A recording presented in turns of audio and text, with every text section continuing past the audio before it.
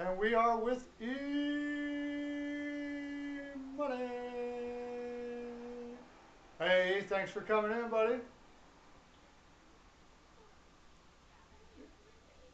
Yeah, he's gonna be on for an hour, and then we're gonna get into our expansion stuff. But before that, we're gonna talk about the games, of course. I want to talk. I want to talk a little bit about Jack Eichel's the big news today. Jack Eichel's not the big news today. Uh, he is almost certainly, it looks like, getting traded before the draft. And that is weird. I think they're going to have to be selling low here because, I mean, he hasn't even had his surgery yet or nothing. So whoever's going to be trading for him has got to really feel confident that the surgery is going to work and he's going to get back to being great. But they can also use that as leverage to say, I don't know if I want to give you this guy or this guy or whatever. So, but apparently the Buffalo Sabres, okay, I'll read it here. It's a guy that basically when this guy comes out and says something is happening, it's not even a rumor anymore. Pierre LeBrun, uh, Pierre LeBrun says it was clear that teams are calling about the Buffalo Sabres about Captain Jack Eichel, but the conversations are getting more intense and serious, which means it's probably going to happen.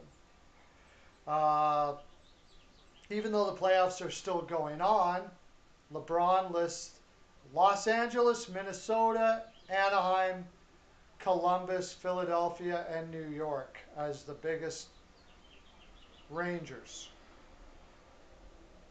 Yeah, I they would have to give up a player like Kako in order for that to happen. But but they want okay, I'll finish it off here. The return the Sabres appear to be focused on receiving a top draft pick in this year's draft class. LeBron mentions that a 2021 first round pick will be in the package. If Eichel or teammate Sam Reinhart are traded, do not be surprised if the Sabres end up with the second high first round selection. If they're going to go with a high first round selection, out of the teams that they said, it's really only LA, Anaheim, or Columbus that has a chance at him. So yeah, I would suck. I would not want the Rangers to win that at all. Like no, unless they gave up a stupid amount and did something stupid. But you wouldn't either, being a Washington Capitals fan. That right? Uh, I could see him going to Anaheim. Lauren says you could see him going to Anaheim. That's true. I could see him going to Anaheim as well. But doesn't Anaheim have the second pick? Or Seattle has the second pick. Anaheim has the third pick. So that would give Buffalo the first and third pick in this draft. Uh, I don't know if they'd have to add on top of that or not. I would hope so. I would want a player, at least one player. You got to have players to play with next year. If they're going to trade Reinhardt, like they're trading everybody by the looks of it. So, anyways, yeah, if it went to the Rangers, it would suck for me being a Philadelphia Flyers fan. And it'd be okay if he went to Philly, but I can't see Philly being able to do that. It would suck for you if he went to Philly too. I don't think they're going to trade him. I think they're going to trade him out west if they can. I think Anaheim makes a lot of sense, and LA makes a lot of sense. LA could give Turcotte and this year's first. He won't go to. He won't. Buffalo won't trade him to New York, or he won't go to New York. Lauren, which one do you figure there? What do you mean by he won't go to New York? He just. I think you're saying that they won't trade him to New York.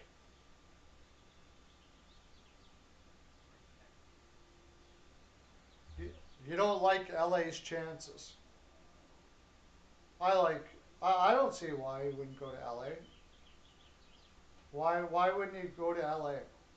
I think they could offer them a lot. I don't even care. Like if they're going to give me Kako this year's first and like one of their really strong defensive prospects or something like that, I don't even care if he goes to New York. Like that wouldn't even bother me. If I'm Buffalo, I'm not worried about that stuff because I'm just worried about being young and competitive as fast as possible because I'll send that to you, E. I mean, it's got to get to a point where Buffalo Sabres fans are going to stop buying tickets.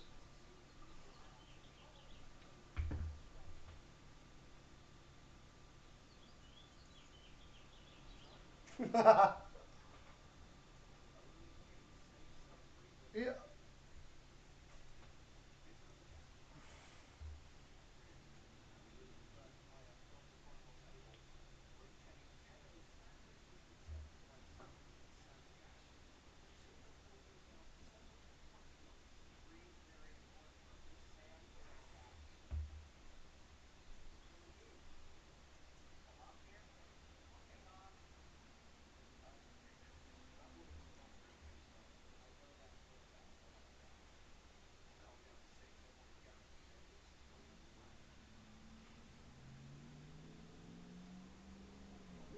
you don't think? Yeah, I mean, it would be sick if they got him, depending on what they give up, of course.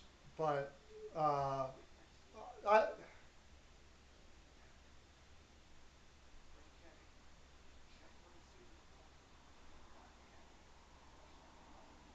he's still going to be good though. He should. Yeah. I brought that up to okay. I did an Eichel traded to everybody. Said anybody want to check it out? I traded Eichel to every team. I did a series on it, and I sent it over to the Rangers people on like the fans on Facebook to a couple of groups that they have there, and there was like lots of people that wouldn't trade Eichel straight across for Kako. I was like, are you kidding me? Straight across for Kako?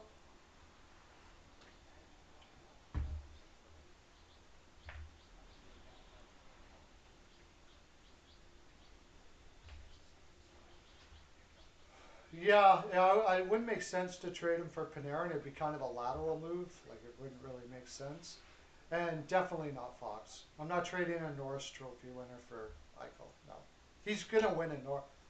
No, but he's gonna win one. If he doesn't win it this year, he will win. Yeah, I didn't. They might as well throw one to him now because probably McCarr is gonna win for the next 5 years. So give him his Norris now. I think Makar is going to be that much better than everybody that they have no choice but to give it to him. Sort of like Hedman and Lidstrom and all that. He's going to go down as one of the best of all time.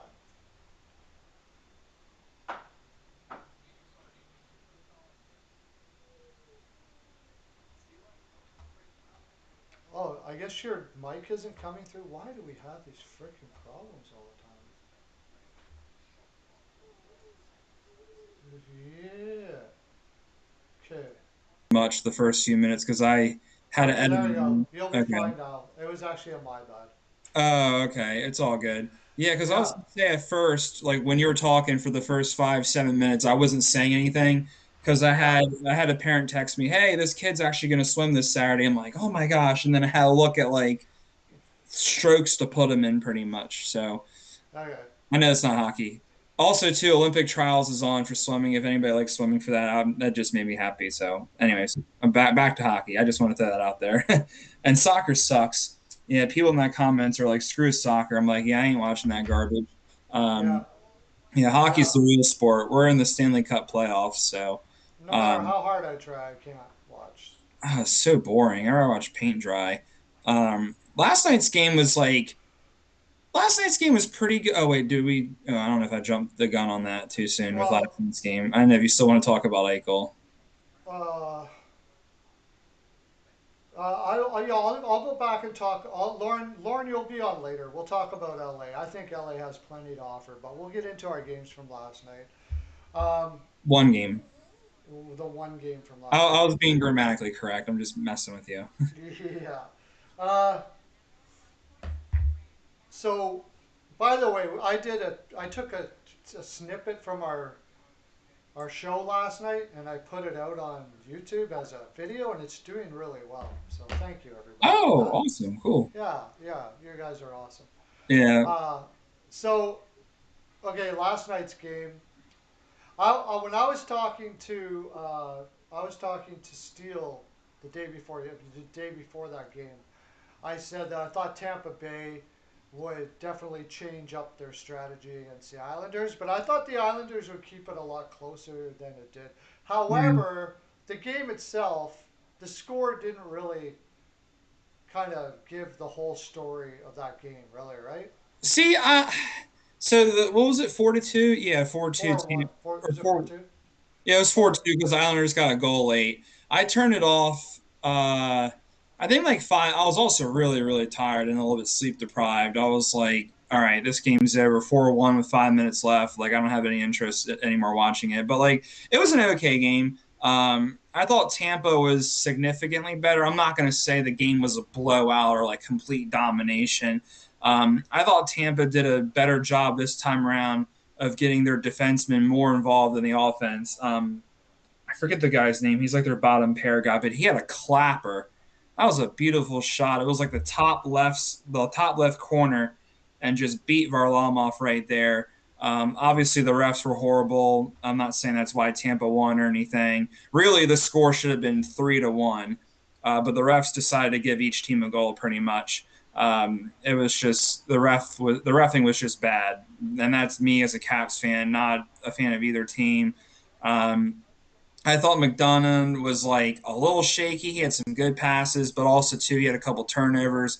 One of them resulted in a goal, and the Islanders were playing a little bit less disciplined than usual. You got to keep Tampa out of the box. Their power play is like it's something ridiculous. It's like a 42% or something like right now. Like basically almost half the time on the power play, they're going to score, and they have so many threats. Like it's hard for defenses to kill the power play. Like you have Stamkos that can rip it. You got Point who can play that low slot. You got Kucherov who can rip it, and then Hedman's a pretty good power play QB as well.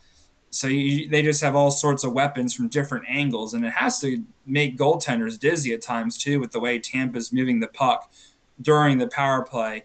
I thought the Islanders definitely played more sound defensively in game one. They had more sticks on the puck and everything, kept things a little bit more disciplined. I knew Tampa was going to win as well because I'm like thinking, all right, Tampa's not going to go down 2-0 at home. I mean, they're a good team. I'm expecting this series to go at least 6 games.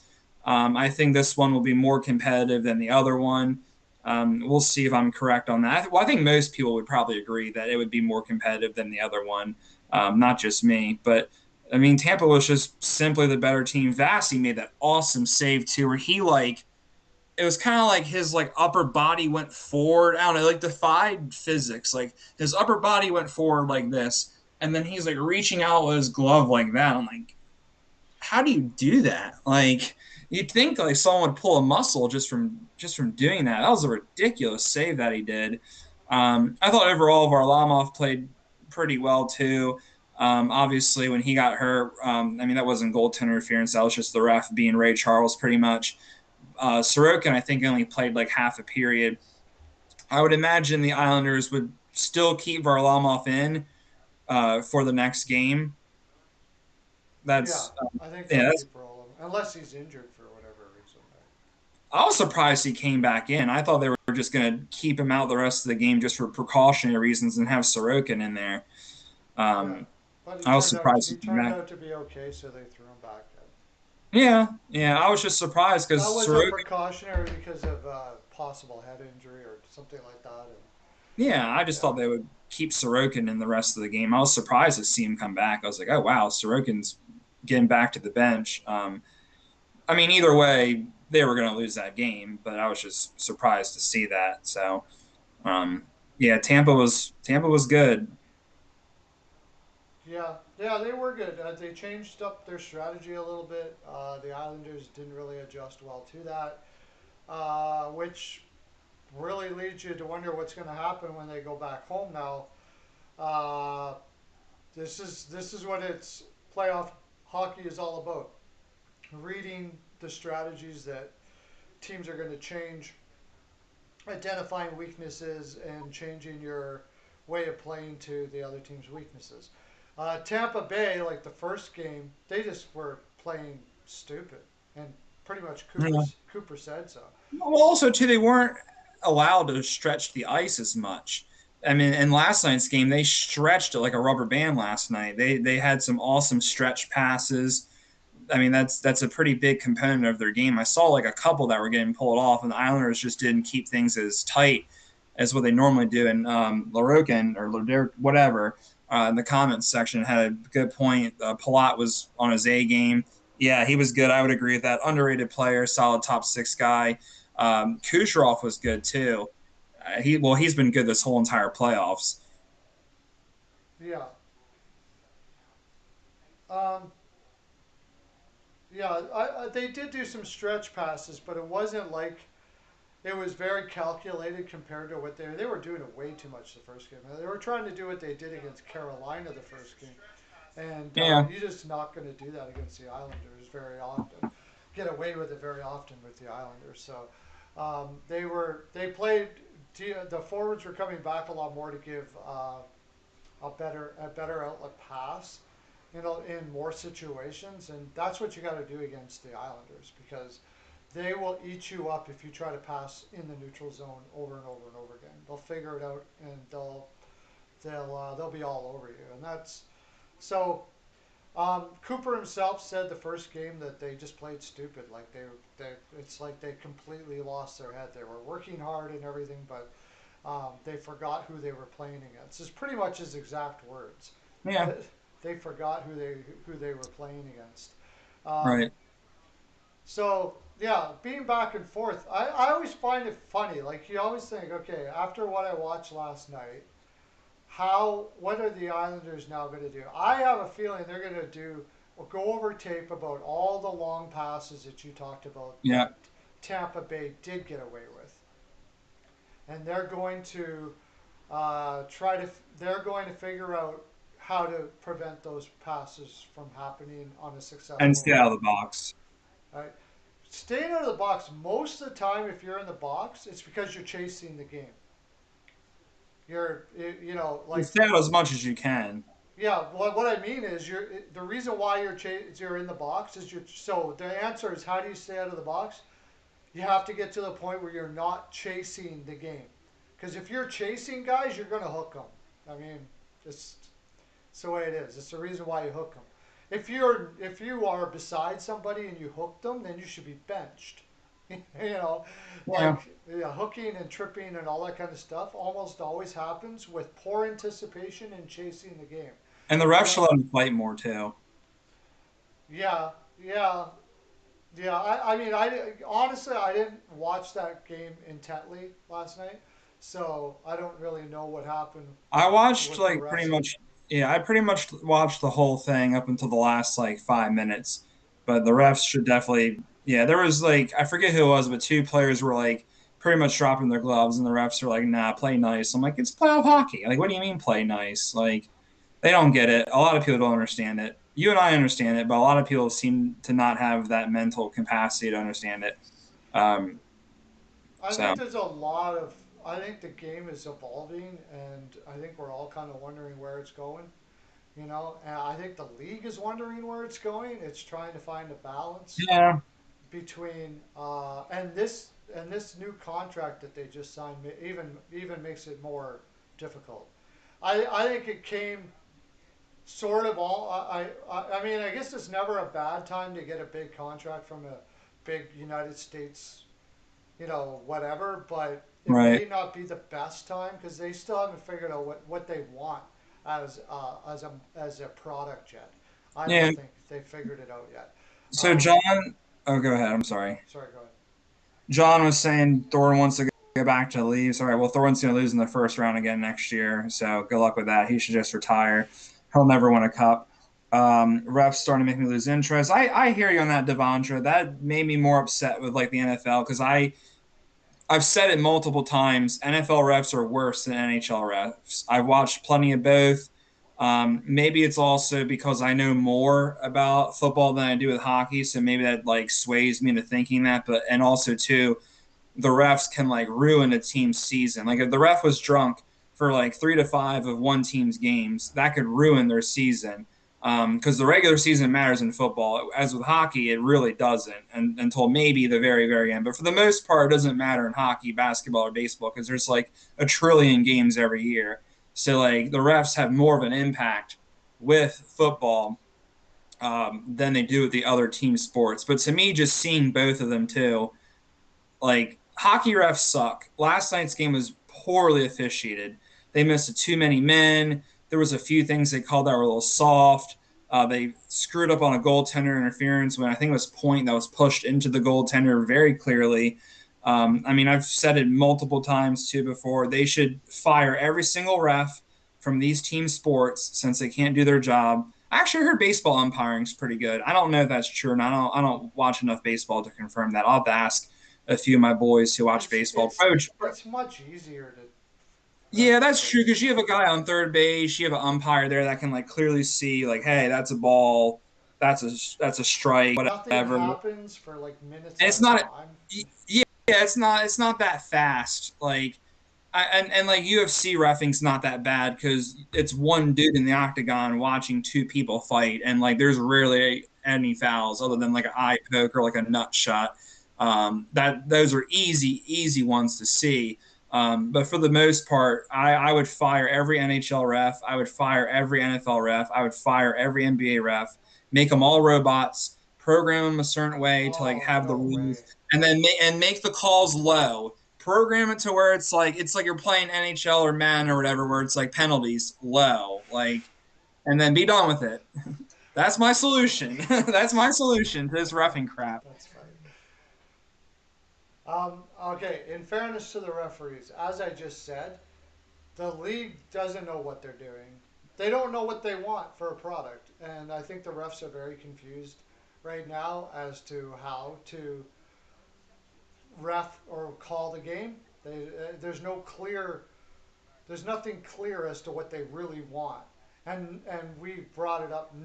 Nothing pointed that out more than the whole Shifley situation that happened there. That really pointed out clearly that the league doesn't know what they want. They don't know what they want. And then the other part is I read a thing where they have been severely undermanned this year. A lot of refs uh, decided not to do the season at all.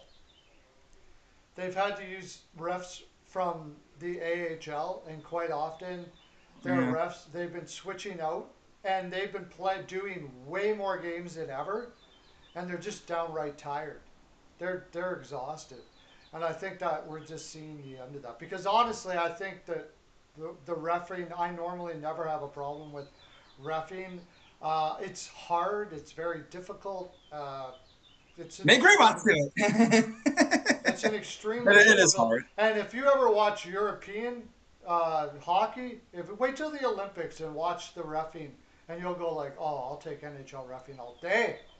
Like it's terrible. It's Oh, boring. that's pretty sweet that the NHL Olympics or the NHL players can go to the Olympics next year. Yeah. I've never watched Olympic hockey because I think the last time NHL players were in the Olympics was like 2010 or something like that. And I didn't watch hockey at the time. And then in the last Olympics, I was like, oh, NHL players can't play. This is garbage. I don't feel like watching it. So I didn't watch any of it. So next year will be cool. That's interesting. This year, how can you not challenge? Yeah, I thought the same thing to Devontra. I thought you would be able to challenge with too many men. I was kind of confused by that. Trotz was going off on the ref. So I don't know, but either way, the refs were bad for both sides. I mean, it is what it is. Tampa won. Series is tied 1 apiece. They go to New York tomorrow at Man, I hate how late these games are too. That's absolutely criminal that the NHL is scheduling these games like a bunch of intellectually inferior people. Well, it's Like, just it's only late for you. yeah, but For like, the local people, it's not late. That's why they're doing it based on the people that well, I wherever mean, you the know. Islanders and the Lightning, they're both in the Eastern time zone, same that I'm in Maryland. Like, if I were them, I'd make that game like 6 o'clock because you have a lot of people that wake up mad early for work. I mean, my boy gets up at like 5 or 6 a.m. to go to work every day, and like I doubt he'll watch much of those games because it. I mean, that's just I don't know. That's just how it is. Like, it just I don't know. To me, it's just criminal. Like to me, like you got to make those games 6 or 7. For me, okay, what time does that game start? 8 o'clock your time? Tomorrow, yeah, for Islanders Lightning. So that's 5 your time, right? 6. 6. That's awesome. Yeah, see, and that's basically what it is. They're looking at where the biggest demographic is. Like, say they did start it at 6 o'clock for which would be what it would be for you is 6 o'clock. They would lose all of us here because the game would start at 4. Nobody Yeah, would and be then you back. guys are like, Nobody would be back from work yet or anything. So yeah, yeah, that's that's true. I guess there's that's not.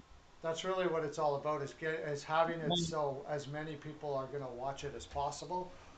Yeah, and Yeah, It sucks for you guys because it's at 8 o'clock. But that yeah. happens here in for Toronto games. They start their games like 7 o'clock local. Hmm. 7 o'clock sometime 7 o'clock local time. Yeah, part of me is also impatient too. I like to watch games as soon as I can. So it's a little bit of that too, where it's like, oh, like I really gotta wait. Like tonight's game's at 9. It's like, oh man, like I'm not gonna be able to watch the whole thing because that game's gonna end at like 11:30, 11:45, and I'll be snoozing by like 10:30. I mean, luckily I have just a few more days of school, and then I mean tomorrow 8 o'clock. Like I'm not. I don't know. I guess I'm just kind of picking hairs with it. I mean, there's highlights for a reason. Like a lot of times I'll just watch the YouTube highlights the next day Oh, and oh, I'm kind not of saying get. it doesn't suck for people. It does. Yeah, It's just that I see why they do it because they try to get as many people as possible to be able to watch it. And 4 o'clock, you're gonna lose everybody at 4. Like yeah, yeah. I mean, nobody in Canada and Alberta West here, yeah, or I think was Minnesota too. I think is on the same as ours or close to. Uh, really. all of those guys, all of the people out here, we wouldn't be able to watch it, or at least would only be able to watch part of it. Yeah, And then, so obviously they think that, or works out, they know the numbers that if it starts at 8 o'clock your time, there's enough people that's going to stay up for that game right.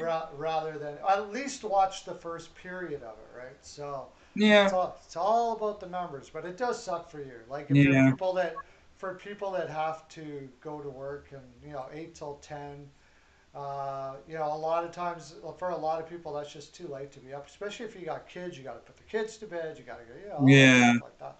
So yeah, for sure. Ladorkin makes sense too. Yeah, I mean it'll more likely go into July, like the beginning portions of it. Um, I really wish hockey season started a month before it normally does. That way you can get the playoffs over by like May or June. Because it's harder for people to watch sports in the summertime because you got people going on vacation and all that stuff too. Um, and the playoffs is when I don't know. Well, anyways, I'm picking hairs with all this stuff. I mean, I'm still gonna watch it and all that and Yeah, follow it religiously. And tomorrow night's game, Tampa goes back to New York. That'll be interesting because that Coliseum is going to be bumping tomorrow night. yeah, They've been. I feel like the most like lit him ices or whatever so far this playoffs have been New York. I don't even know after that. I feel like they have put more energy. I guess Vegas too. I would say New York and then Vegas has probably put the most energy so far this playoffs in terms of like the fan bases at home and everything like that. yeah. If Um, Montreal could have fans, that would be oh, pretty Nashville. special. Nashville was energetic too. Nashville's insane. I love I feel like Nashville. I feel like those three had the most like energy based. Yeah. fans for the playoffs so far. I know. Uh, As an Oilers fan, we have like the worst. They're horrible. like, oh, cool guys, I yay! I'm getting less and less an Oilers fan. I'm more and more a Vegas fan. Vegas is almost taking over Oilers for me. Oh, So you're switching up teams. yeah, well, it's been a long burn. It's not just that they've been bad. It's boring to go to a game in Edmonton, and I just have to. Sometimes you just have to admit it. You can't just hold on to something on and on. And I don't feel like I can hold on to something on and on just because I live Yeah, there. I heard the You're place never gonna sucks find too. a snobbier fan base in your life. Like ridiculous. I've seen Yeah. people kicked out of the Oilers stadium because of simply celebrating too hard. Really? Oh my Yeah, gosh, that's wild. Wow, that's that. Yeah, I heard going there sucks. it really I does. think the thing It like really does. visiting players even hate going there too. Like, oh, we gotta play in Edmonton. That really sucks. It's the most Uh, boring building I there mean, is. I guess I'm thankful too because like going to a Capitals game's fun. Like the fans put in a good energy. Like the place is relatively nice. And then when I went to Pepsi Center a month before COVID hit, when the Caps play the Avs, best hockey game I've ever been to in my life. The fans there were pretty much as energetic as the Caps. Um, maybe not, I don't know, maybe not quite as, but I don't know because I'm like there as a away fan. But it was such an awesome time. It was so much fun. Like that was a good place to go to for a game. So I can speak on those two places based on experience. But anyways, I would love to go to a hockey game in Nashville. I would absolutely love to do that. I definitely want to do that before I'm 6 feet under. So I mean, for me, like I said, Islanders. Um, what I say, Islanders, Vegas, and Nashville have been the most lit places so far this playoffs. Uh, And it's also the last season Coliseum for the Islanders, and they get their new crib next season. So yeah, it'll be interesting. Game three will be interesting. I'm expecting both teams to make their adjustments. Um, oh yeah, we got a game tonight, 9 o'clock. yeah. I We're already gonna said talk that. about that now before you go, and then we'll do our picks. But yeah, a little more about the fans. Nashville Canes fans are fantastic. Simply, they're mostly. I just love what the owner did there with the surge and out of the box stuff. I've already talked about that before, but and that Yeah, the "You Suck" chant by Nashville. It's all your yeah, fault. It's all your fault. That yeah, is yeah. that is classic, man. That is frick. I two love that. two takeaways with that. One, my sister's fiance is a Canes fan, so I think they've been to like two games there, Yeah, and like they both said it was just an awesome time. yeah. Um, I guess she doesn't really watch it, but I guess she would root for them or Capitals. I don't know, whatever, doesn't matter. But I heard it's fun to go to a game there. And you know what else I realized too? There's not that many like goalie chants as there have been before. Like you know how like a goalie screws up and they like shout the person's name for a couple while or for a couple minutes or a little Yeah, while. yeah. Like, like let's just say Flurry made a mistake. Like I feel like for a while it'd be like Flurry, Yeah. Flurry, but you don't really like hear. You haven't heard as much lately. At least I don't know. At least I haven't. It's got old. They're gonna do I something like with it it. though. I think it's funny. Sure, I think anything like that's great. I love the fans goading the opposition. It's brilliant. I love it. It's I do like the storm surge too. I gotta admit, I do like it. I hope they keep that going. They have. It's hard to come up with a new one all the time and stuff like that, but something Yeah. like that and more stuff like that in the NHL. Like that's when I realized that Don Cherry, which I don't know, Americans don't really know God, much about him, but he's so stupid. he was like, well, he had his place. He was a bit of a clown for his whole career and stuff like that. But when it came to that, that was like, okay, enough with you, off you with you. That Yeah, was, yeah. I. But it was brilliant that he called them a bunch of jerks and they got out his shirt. They sold shirts Yeah, with bunch of jerks. a bunch of jerk shirt. That's Oh, I'll have to freaking get that for my. awesome. I'll have to get that for my future brother-in-law for like his birthday or something. I'll have to get him like a bunch of jerks like hurricane shirt or something. Yeah. That's a Okay. good idea. Okay. Let's get into the game tonight. First of all, I'm Yeah. going to be on with the goat for this game tonight. Oh, So we're going to be doing the Golden Knights Canadians game. I have a feeling it may get a little boring by the third. I just have a feel. I think the Golden Knights are going to crush this just couldn't For click. game one was enjoyable. It was pretty physical. Yeah, I think Golden Knights. I'll just make my pick anyway. I think. Well, I had them winning in five, so I think Golden Knights will win tonight's game. I'm gonna say 3-1 Golden Knights. 3-1. 3-1 Golden Knights. Okay. Yeah. Wayne Simmons wants to come back to the Leafs. Man, these people really want to lose in round one again. Wow, that's painful. What did I forgot to do the picks for. And she said, "Oh, that's funny." The Patrick Kane chant. Oh my gosh. My favorite chant ever. Pearl, I'm going to go off topic for 1 second. I apologize, but this got me some good memory berries. My favorite chant ever. Um, I know it's not hockey, but I was at a Ravens Steelers game. I want to say it was like 2008, 2009. It was Ravens Steelers, like the height of the rivalry.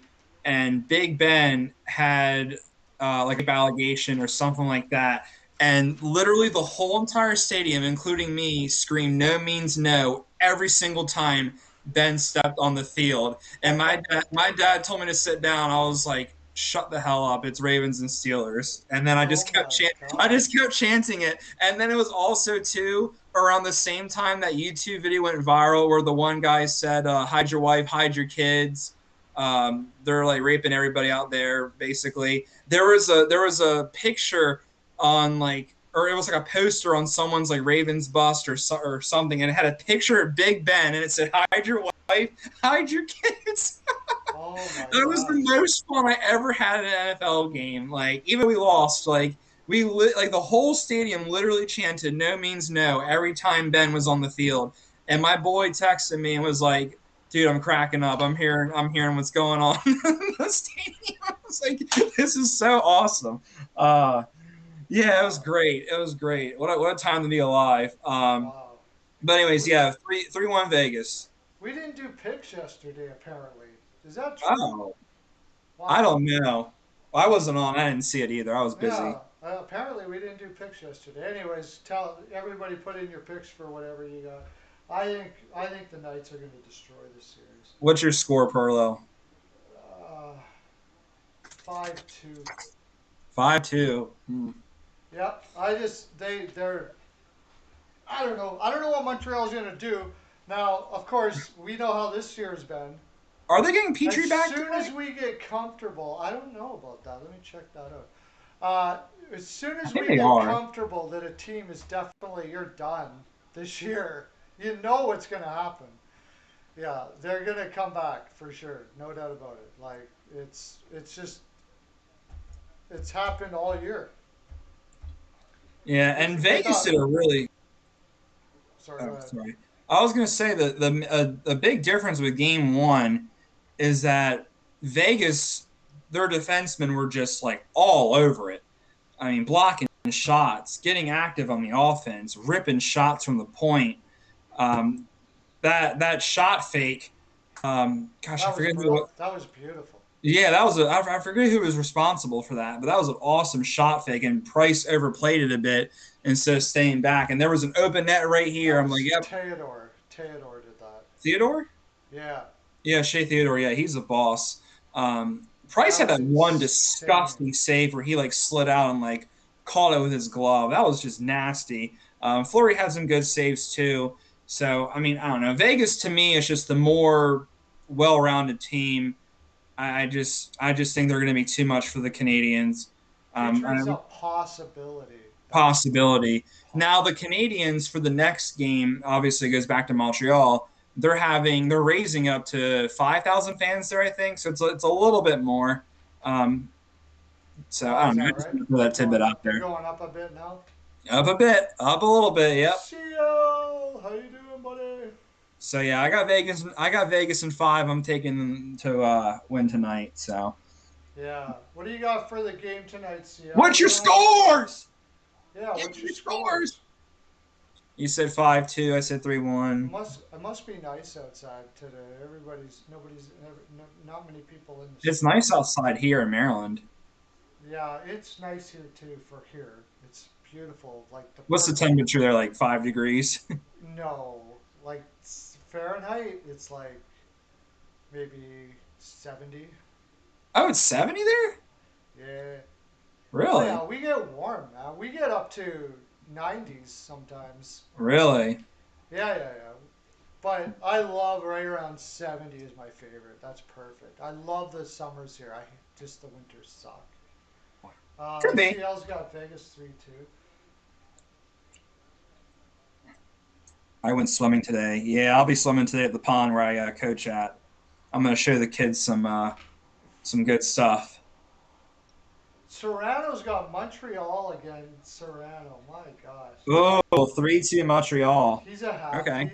well, Serrano's a Philly fan, but when Philly's out, he seems to be a Habs fan. I mean, I'm liking the Habs because they can win me money. That's why I'm rooting for them. Yeah, yeah. Yeah, I like Vegas. I like. Okay, I'll continue then. That's what I was talking about with my Vegas thing. Yeah. First, there's several reasons. One reason is my plans are to live in Vegas in the wintertime. Really? Okay. Yeah. So that my heart's kind of already there in that way. I've been to Vegas. I love Vegas. I love the people in Vegas. I love poker. I I've only love been to the Vegas airport. I love Vegas. So it's and then they come out with a hockey team. This is before they had a hockey team. I already liked Vegas a lot. But then they come out with a hockey team that is everything that I am. It's out of the box. Doesn't do things the way everybody says you should. It's Their pregame entertaining. ceremonies are sweet. They're not afraid to do wild stuff. Whether you like the gold helmet or not, the fact that they do it to me is awesome. The The gold fact helmet's that they're really good. willing to go off like that, I love that. I love it. So look at the way. Look, I'm wearing a pineapple tie here, dude. But I do like the pregame stuff that they do. They get real like colorful and electric. I'll give them that. Yeah, and that's so. Yeah, they know how to entertain. It's like the Yeah. exact opposite of an Oilers game. Exact opposite. So yeah, that's and I'm just Yeah. getting more and We more. like we like Flurry a lot too. I'm dumping the Oilers, and yeah, I liked Fleury before he ever got to Vegas, Yeah. and I didn't like the Penguins. I just couldn't help but love Fleury, just the type of person he was and all that kind of stuff. He's made some great saves. I think he won like save of the year for the third year in a row.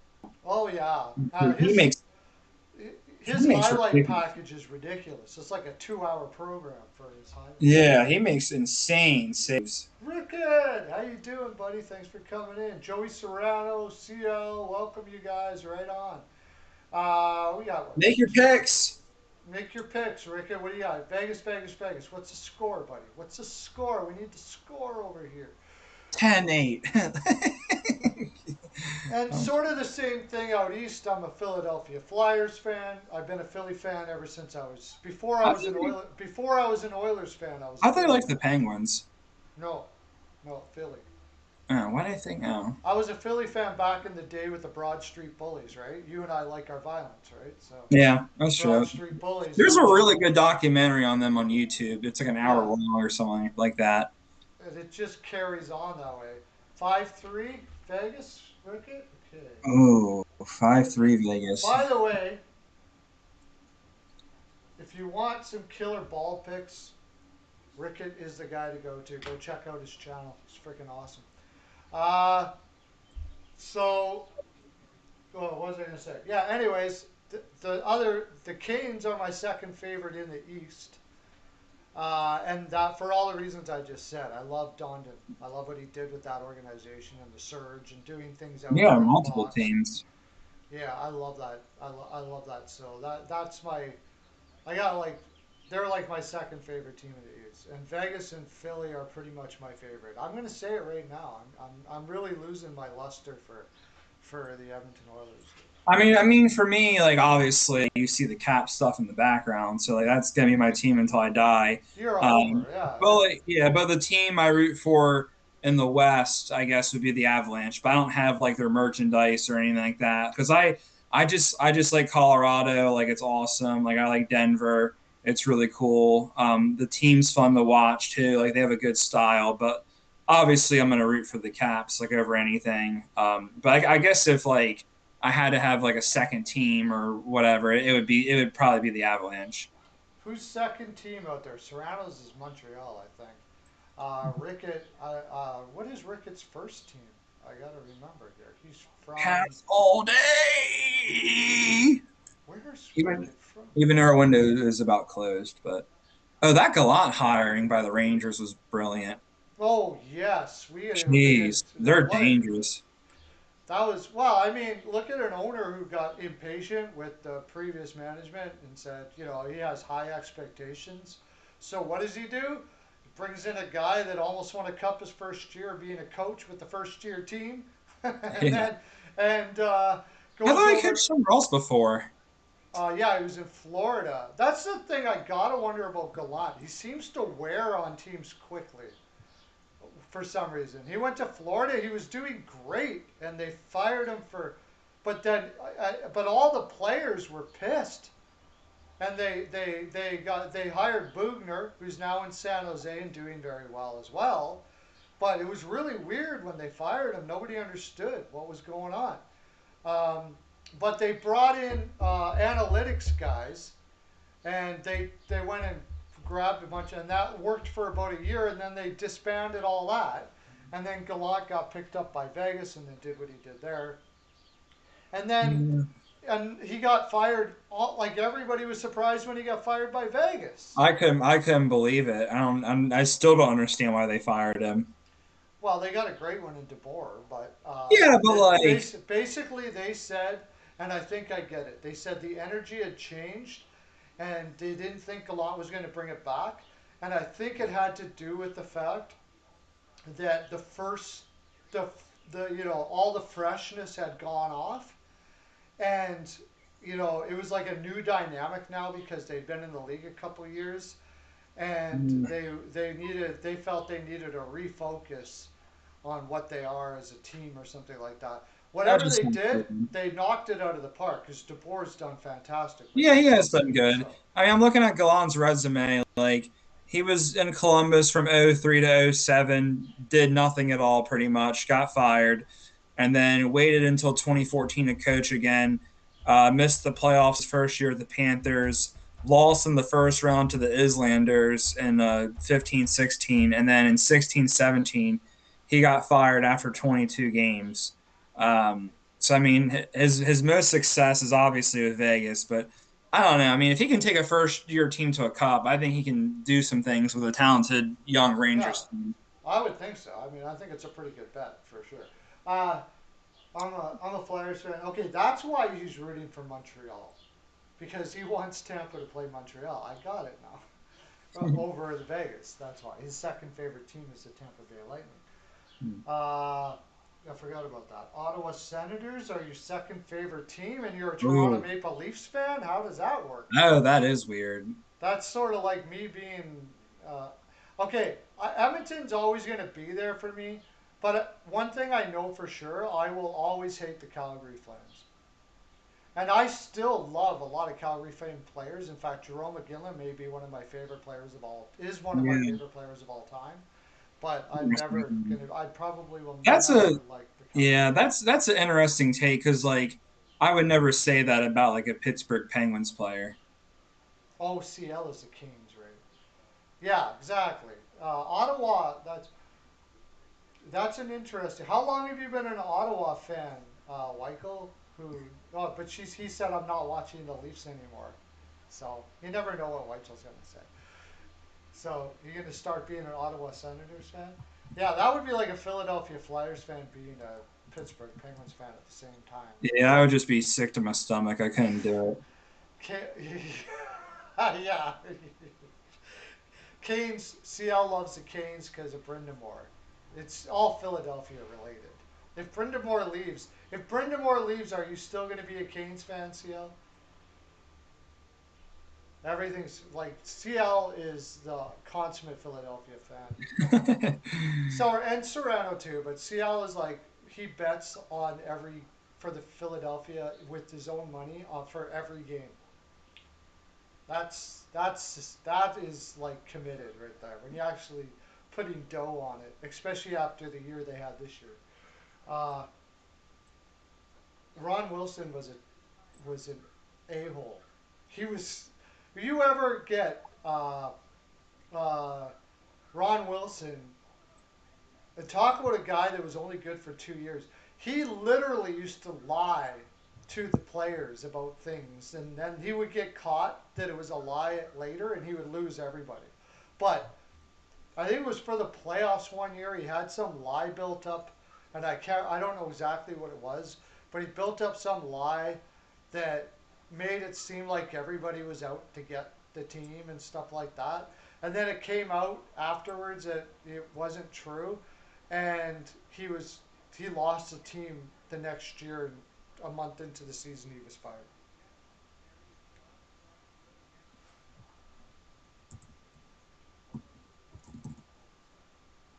Ron Wilson, yeah, he didn't do much in Toronto. Where else? He was a, I think it was the Rangers.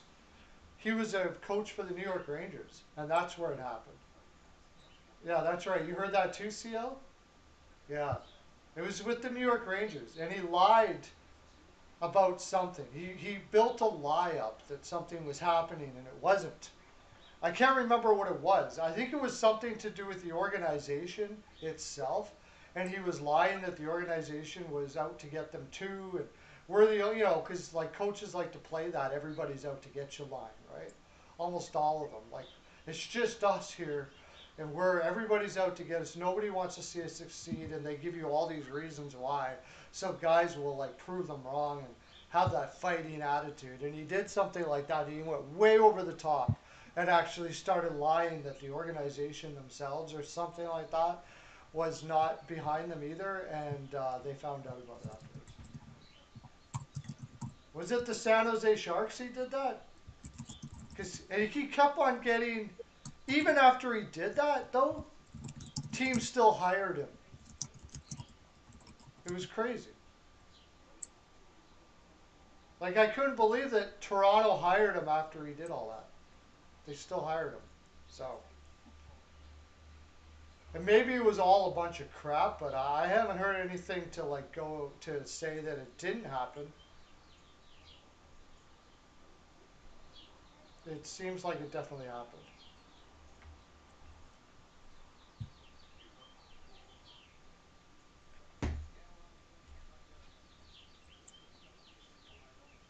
I would say maybe this year more than any. It's I don't know, maybe every year. It really proves that coaching is so valuable. Like you have to have a great coach. Maybe as much as you, almost as much as you need a great goaltender. Anybody, a Washington Capitals fan would have to know Yeah. that. No. It's true, right? Like who did you have there? You had Hunter. I mean, coaching just kind of matters in just about any sport. I mean, Yeah, we had Hunter, we had Oates, I think. Oates. Yeah, he We didn't last had long, eh? we I think it was Quick. We had Boudreaux for a few years. That's right. I mean, I Boudreaux. started watching in 2015, so that was the Trotz days, and we all miss that now. It's like, oh, it's so crazy with Trotz. I think about the Trotz thing a lot. He like lives in my head. Um, because for it's so weird because it's like, okay, the guy was in Nashville for a long time, could not go past the second round with them. And then he goes to the Capitals, had this real talented team. And then for his first few years, I think he couldn't go past the second round with them. Um, there was, of course, that game 7 overtime meltdown against the Rangers, blowing a 3-1 series lead. Um, Losing to Pittsburgh twice in a row. So like Trotz and the Capitals had that same curse, just could not go past the second round. Then obviously they both broke it together, winning the cup that year. And then I don't know. I felt like the management and definitely the fans, I'm guilty of it because at first I was like, man, Trotz ain't poop. This guy just, I don't know. And I was always mad that he would scratch Ron. I still don't understand it to this day. I don't know if Rana like got together with his wife or something. I still don't understand why he scratched Rana a bunch of times. Mm-hmm. Because I don't know, I'm not gonna, whatever. It is what it is. But he won the cup with us. And I think a lot of us fans took it for granted because at first it's like, okay, Trot sucks. He can't do it with this talented team. And then it's like, oh, okay, he won the cup. Like, that's great and all. But was he a big was like we I don't think we realized how big of a factor he really was because then there was other people that are like, oh, like Reardon was such a big help with that, blah blah blah blah blah. And like our team or our management was thinking, okay, like we can have Reardon replace Trots and do a pretty good job. And then clearly that didn't happen because Reardon was absolutely horrible. And that was when the fans realized, including me, were like thinking, okay, Reardon is an assistant coach. He's not a head coach. He's an assistant head coach. There's a difference. And then Trotz, for a guy that couldn't go past the second round forever, and then gets that cup, and then goes to the Islanders 2 weeks later. Then they lose Tavares, and that team is absolute dog crap on paper. Like you look at that team, no Tavares, and it's like, oh, that defense was the worst in the league. All right, Trotz isn't going to do all that much with this team. Like maybe he'll help him out a little bit, and then it's like, oh my gosh, like turn them around really quick, made the defense good, and then bringing Mitch Korn with him was a major key. No one ever talks about it. That dude can teach anybody how to play goalie. Um, Turn that defense around. Basically, just didn't need Tavares. Tavares is probably thinking about suicide being on the Leafs now instead of this awesome Islanders team. I think his first year of the Islanders, his first year, yeah, I think his first year of the Islanders, they swept the Penguins and then got swept by the Canes in round two. And then last year, his second year of the Islanders, he takes them to the Eastern Conference Finals, loses to Tampa in Game 6, and then this year around, like this past season, currently he's in the Eastern Conference Final or not Eastern Conference or semifinals, whatever. Like it's just crazy to think that it's like he's not cursed anymore. He can go past the second round even without the Capitals. So I don't know. It's just crazy to think. I don't know if I'm making sense or not, but yeah. Well, I mean, with Nashville, we got to get going here. We're going to go on our break, but with Nashville, he brought some teams to the playoffs that had no business being there. And then with Washington, it took a couple of years to kind of get the. And every team does that. Like it's Yeah. a really good teams. It takes a while. We've talked about it several times here. It's not an easy thing to do the marathon of winning in the playoffs. It's not. It's very to play a warrior mentality, but not burn yourself out before the end of the. You know, it's a mental thing where you don't get too high, you don't get too low. You keep on an even keel. You keep your intensity high, but not so high that you're going to crash. And it's very difficult. It's a Zen like experience going through playoffs like that, I imagine. Okay, well, we're going to head off to our break now, and when we come back, you won't be here anymore. Yeah, I'll be gone. I got So some stuff to do. I wanted to we're stop in and I'm gonna make one quick pick though. Islanders and Lightning tomorrow night at 8 o'clock p.m. Eastern time. I'm gonna say the Islanders win that game. I'm gonna say 3-2 Islanders. okay. Getting in early. I wanted to get it out of my system. I'm sorry. I won't be there tomorrow, but I wanted to get it out of my system. So 3-2 Okay. Islanders. Okay, guys, we're going on our break. We'll be right back. Have a great day, or have a great day. See you in a bit. What am I talking about? Don't Have a go great away. day, great night, Don't great go week, away. great Stay weekend, tuned. great month, great summer. Great life. Take Oh, sorry. This is fun. I like it.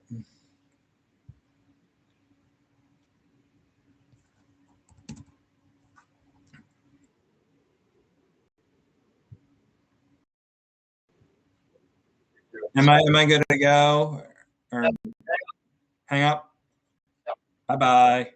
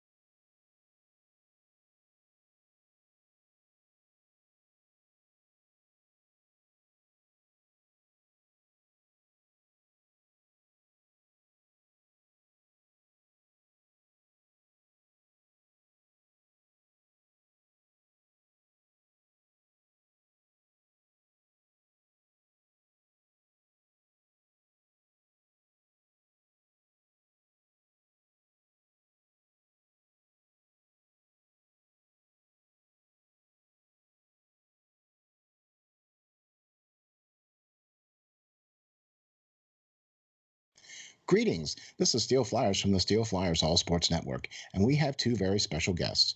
We are delighted to be joined by Tracy Musser and Nicole Howard from the Canine Country Club Resorts.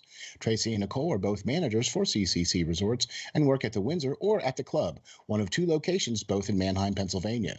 Congratulations on your 30th year anniversary of being in business. Let me start off by saying this. Steel Flyer stands behind this company 100%. They've taken care of Steel Flyer's furry friend for the last 2 years now, and they are a one-stop shop for everything your furry friend needs. In fact, let's find out what our friends at CCC Resorts offer. Nicole, how are you today? Good. How are you? Doing great, thank you. What are some of the great boarding services that you guys offer, and what do we have to do in order to get our furry friends taken care of when we are unable to travel with them? Well, we like to bring everybody in for a tour first. That way they can see the behind the scenes, they can see where they stay, they can see where they play, and then we explain all of the fun things that we can add on to their reservation, whether it be one of our packages, either a nature walk, a ball time, or even a cuddle time. Oh, wow, that sounds great. Boy, it sure sounds like a resort to me. So how are you today, Tracy? I'm doing well, thank you. Tracy, tell me, is it true that you guys have both an indoor and an outdoor pool at the Windsor location? It is true. We've got one of each, so we're able to offer year-round swimming. The indoor pool is a great option for dogs who are swimming for therapy or rehab. It's got that sloped entry so they can wade into the water. Our outdoor pool is a little bit larger, and it's 4 foot deep the whole way across. Both of them are saltwater pools, so it's really easy on the dog's skin and coat. Wow, that's very awesome. So then during the summer months, you have a much deeper pool outside and then a sloped entry shallow pool indoors for the dogs. Tracy, tell the folks how we can get some pool time. Well, the first thing everyone does is come for an intro swim. We use that time to make sure the dog is comfortable in the water. We make sure they know how to get out of the pool safely, and we go over all the pool rules and etiquette with the clients as well. After that, they're able to schedule private appointments where they have the pool to themselves, or they can invite friends and have a whole group swim going on. So after a dip in the pool, then it would have to be off to the groomers, right? I mean, our furry friends cannot go out looking their best. Nicole, what are some of the great services your top-notch groomers provide? Our groomers, they specialize in full service grooms. We can do the basics, whether it be just a bath and a brush out or a blowout. Or for the extra pampered pooches, we can do nail dremels, we can do deodorizing soaks, and also facials. Wow, man, that sounds like a resort if you ask me. Tracy, I know one of the main programs here at CCC Resorts is the WAGS program. The Steel Flyers dog is enrolled in this program. So why don't you tell the folks what is involved in this and how they can get enrolled? Yeah, the WAGS program is our primary daycare option at the Windsor. It's designed to be a structured program for people who are looking for a set routine for their dog. They all come on the same days each week, which allows them to have set friends, and we know exactly what's going on with each group. So we do a little bit more activities, and we build more into their daily routine there. But we've got other daycare options as well for people looking for a little less commitment. We do an hourly care where you can drop them off and just pay by the hour. We also do a day stay option, which is great for the dogs that prefer human friends instead of making friends with other dogs. And then we have a traditional daycare option as well if you're looking for the occasional outing for your dog. Wow, there you have it. A full service groomer, a daycare program, and an indoor and outdoor pool. What more could you ask for? Sure seems like CCC Resorts has everything covered. Remember, DOG, depend on God.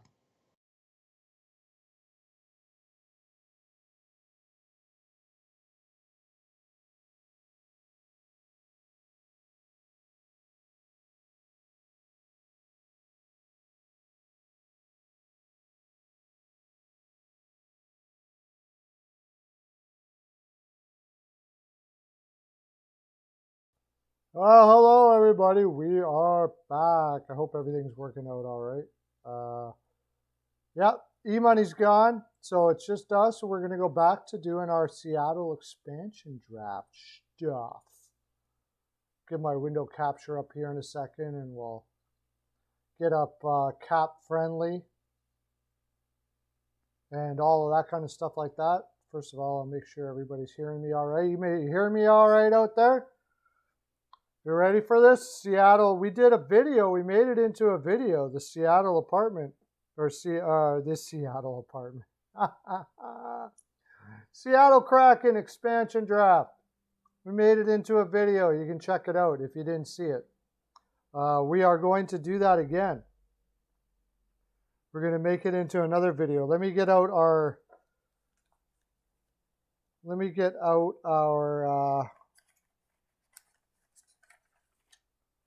so far, okay, I'll do my little intro and I'll get out cat friendly and we'll look at what teams did we already do?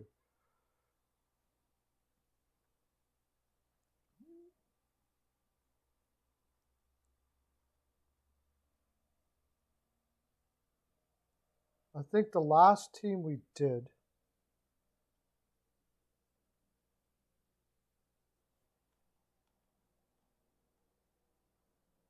we got the Islanders. Wow, we only got to Tampa Bay. So we're going to be on Tampa Bay next. Tampa Bay's going to take some time because I think they're going to try to sell them a first-round pick or something to get rid of Johnson. So we're going to work on that. But first, I'm going to do a little intro, and then I'm going to mark down the time, and then I'm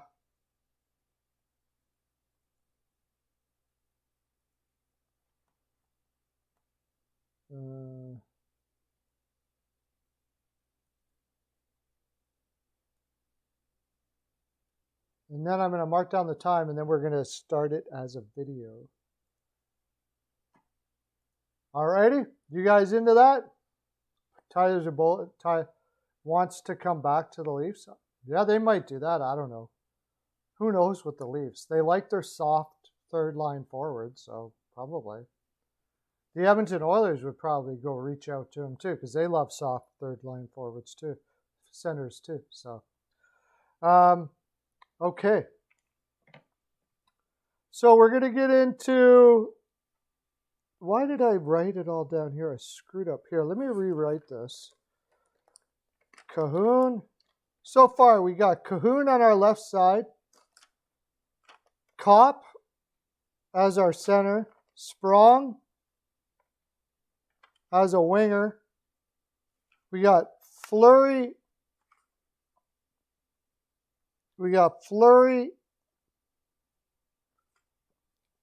And Stillman as defensemen on the left side, and Mayfield and Dunn.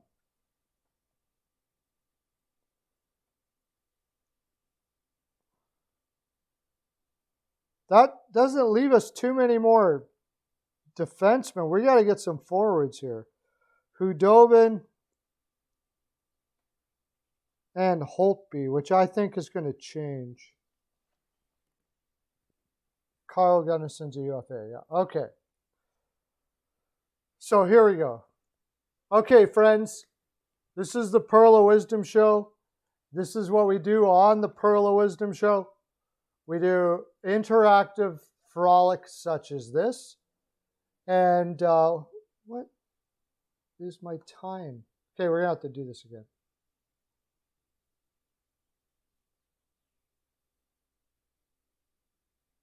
Okay.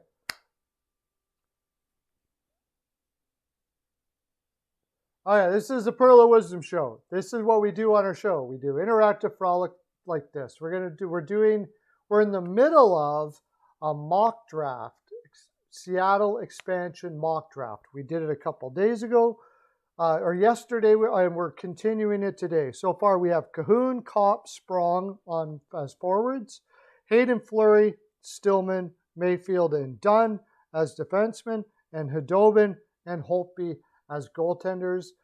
And we are about to do the Tampa Bay Lightning, which I'm going to get up on my screen here. Thanks for coming in. Thanks for enjoying this. Come join us on the program sometime. It's a lot of fun. I'll tell you that right now.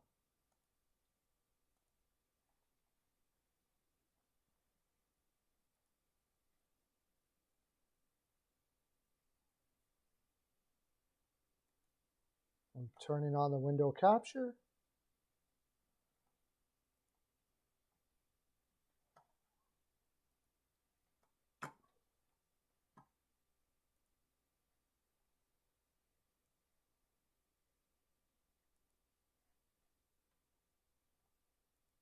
Okay, cap-friendly Tampa Bay Lightning. And I'm going to push my video capture device up here so you can see me. Okay, we're good to go. Tampa Bay Lightning. We're looking at the Tampa Bay Lightning now.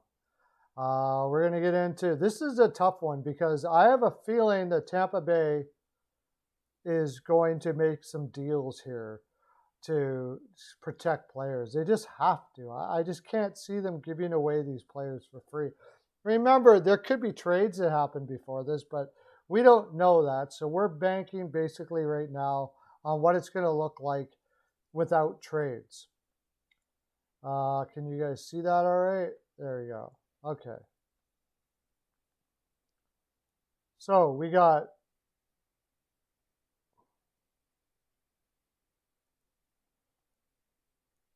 Kucherov, Stamkos. That's 1, 2, 3. Braden Point. They have to do Kucherov and Stamkos. Braden Point 3.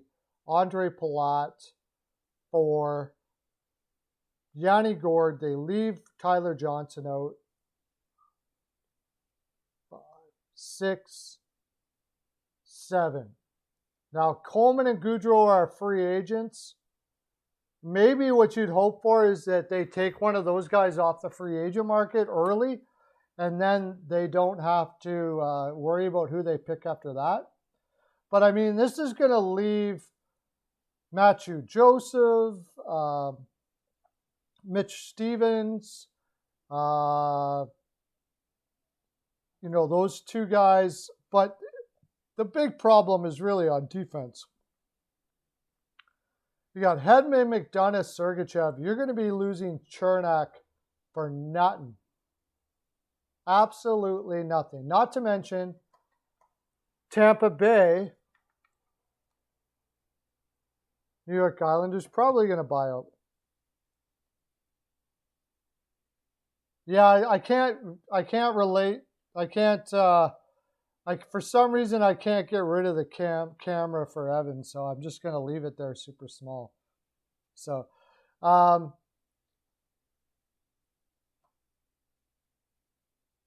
think they're going to make a deal here. I don't think they're going to lose Chernak for nothing. We already got defensemen. If nothing happens, we're taking Chernak here, right? But let's say we say we'll stay away from Chernak, but we want Matthew Joseph and Yanni Gord or Johnson. Tyler Johnson. We're gonna take Tyler Johnson off their hand for a first-round pick. We're getting their first rounder next year. Then we're gonna get Matthew Joseph, Cal Foote, and like Jack Finley or somebody like that, like 5 or 6 different players at the same time. Or we say, we'll take Tyler Johnson. Sure. Okay, we'll take Tyler Johnson. You trade Tyler Johnson to us for basically nothing. And then we get to have Chernak and Matthew Joseph. I really like Matthew Joseph. Alex Killorn, I think they can protect him. 1, 2, 3, 4, 5, 6, 7. They can protect Alex Killorn because they're not going to protect Tyler Johnson. They were already trying to give Tyler Johnson away for free, and nobody took him. So they probably wouldn't protect Tyler Johnson. I don't think that Seattle's just going to take Tyler Johnson for $5 million. He hasn't put up great numbers as of late. Is just going to take him for nothing. I think that if they want to get rid of Tyler Johnson, they're going to have to give up a pick to get rid of him. We're going to have to work out a deal. And that's the same as Chernak. If they don't want us to take Chernak and they want us to take Tyler Johnson, I'm going to want a lot for that. I'm going to want a first rounder. I'm going to want Matthew Joseph.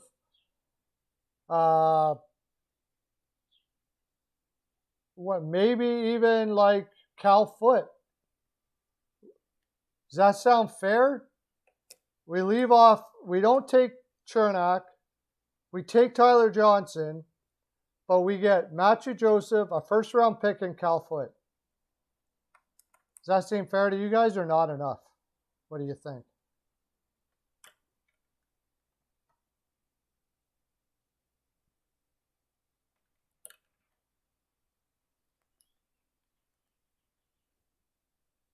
Ross Colton. I don't think they have to protect Ross Colton. Maybe I'm wrong. Did he play? Was he in the AHL? Oh yeah, they do got to protect Ross Colton. Okay. I like. I don't know. Do you like Ross Colton better than Matthew Joseph? I think Joseph's got the higher offensive upside. How big is he? How big is Joseph? 6'1", 185. Depends on who you like. Ross Colton is a center too.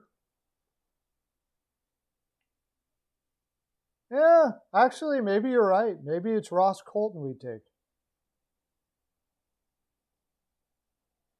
What do you like, Joseph or Colton? You like Colton better than Joseph? Okay. They could buy out. I think it's too much of a buyout.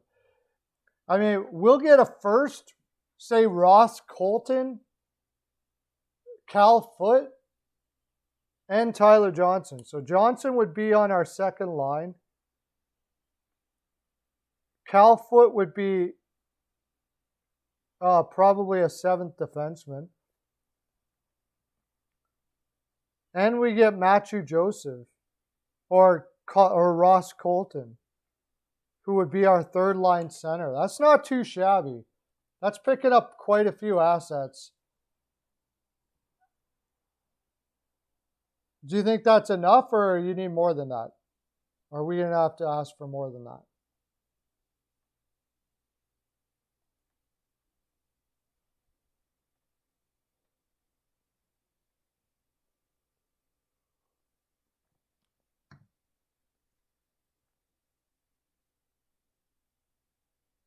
Your favorite player for Tampa Bay Lightning. Okay, so we got Ross Colton, Cal Foot, who should be a solid at least 4-5 eventually. A first round pick, which would probably be next year because I don't think Tampa Bay doesn't have a first round. They're giving up a lot of first round picks. Holy crap. They're going to be like in Pittsburgh category eventually, not having any prospects. But you got to do what you got to do, I guess.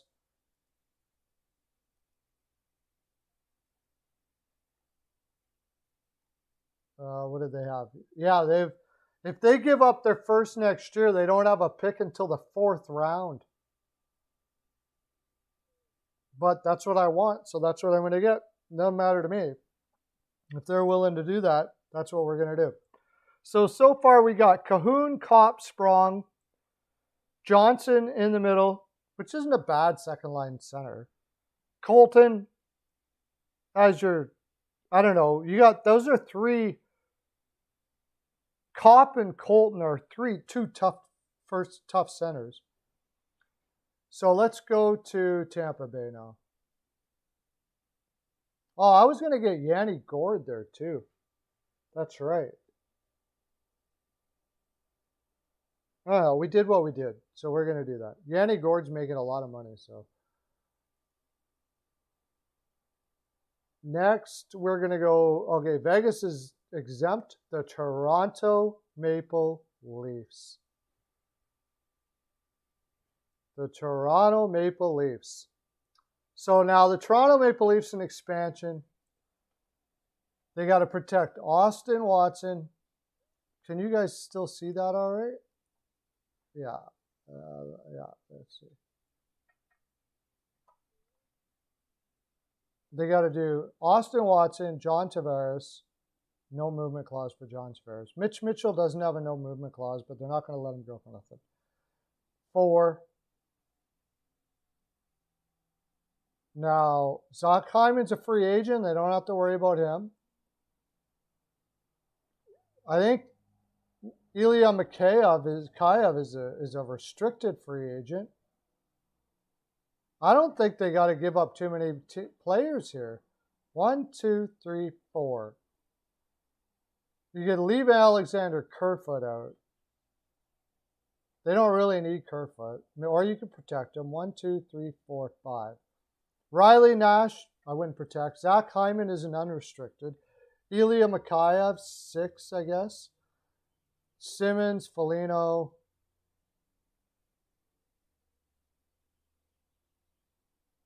Try to sign Hyman. I mean, I suppose they could sign Hyman and then that's their pick. Because you're not going to get much out of Toronto. Engvall, Brooks, Spezza, Thornton, Muzzin, Riley, Brody, Justin Holl. There was talk that Toronto was going to go 8 skaters so they can protect Justin Holl. And then they would leave Kerfoot, Mikheyev. I think you got to take Mikheyev if they do that. I don't like Holl either. So what do you take? Kerfoot then? I'm not a huge Kerfoot guy, but at $3.5 million, he can play the penalty kill. He puts up okay points. What did he have last year? 23 points in 56 games. He's like a 40-point player. What do you guys think? Well, you're not going to get Austin Matthews for sure. Pierre Engvall is meh. So, I mean, we could say that we signed Zach Hyman to a $5 million 3-year contract. And he says yes, just for funsies. Just for some funsies, we steal Zach Hyman. What are we paying him? $5 million a year? Because I think that's what he's going to get on the market. $5 million a year for 3 years, 4 years, 3. How old is he? Zach Hyman, 29 years old. What are we signing him for? Okay, we're going to put Zach Hyman at left wing. We got a pretty grindy team here. $6 million. Woo! Wow, that's expensive. I wouldn't go that high. If somebody wants him for $6 million, I guess they get him. He's a 40-point guy on it. He played with Matthews and Marner and really only, what did he put up? Zach Hyman. What did he put up? He put up 33 points in 43 games. Yeah. I guess he's a 50-point guy. Yeah. 5 million, 5.5, something like that.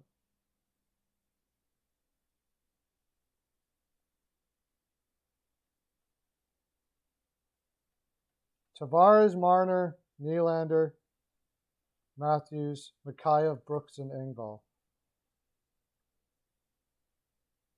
Okay, so then we take Kerfoot. But we're going to play, since we're just playing anyways, we're going to say that we sign Zach Hyman before the free agency opens up. We give him $5 million a year, and he's our left winger. Sound good? And when you do that, that's your pick from Toronto. You can't take anybody else. Yeah, we're going to take Hyman. We're going to take Hyman. At the very least, he's a third-line winger. I would not take Travis Dermott. I'm going what I would do, and there's no way I'm touching Travis Dermott. I think he's so incredibly overrated. He never should have been on. He never should have been on in the NHL really much, honestly. What am I doing here? Okay, let's go to the next team. Then we got our guy from Toronto, Zach Hyman. We bought him, picked him up at free agency. I think it's a very good chance they could do that. that Zach Hyman would be. Where is Zach Hyman from? That might help us out a lot. Let's see what the logic, if there's any logic to it. He's from Toronto. Oh my gosh. All right. Well, he might come to Seattle, I guess. Okay, that's what we're doing anyways. We're just having fun. So we went out to Hyman and he said yes to 5.5. We'll split it in the middle. 5.5 million a year for, you're gonna have to pay him pretty big so he doesn't go out on the market. So 5.5 million a year, 6 million a year for 5 years till he's 33. Let's say he does that. And I think that's an overpay, but oh well. So what did we have? We just did Toronto. So now we go to the Pittsburgh Penguins. The Pittsburgh Penguins probably won't have too many, I don't know. 1, 2, 3. They could probably leave Zucker. I don't know, maybe not. 4. Brandon Tanev, 5. Brian Rust, 6. Kasperi Kapanen, 7. Oh my gosh, Jared McCann. I don't think they want to lose Jared McCann. I think they'd keep McCann over Zucker. What do you guys think? At 5.5 million. Are we going to get Jason Zucker here? Defense, I don't think we get much. Oh, Letang. Wow. Probably Letang, Dumoulin, Peterson. So we could get Matheson, but we don't want that. Cody Cisse. John Marino. Oh my gosh, they're in trouble here. Wait a second. Pittsburgh could be in big trouble. I didn't see this coming.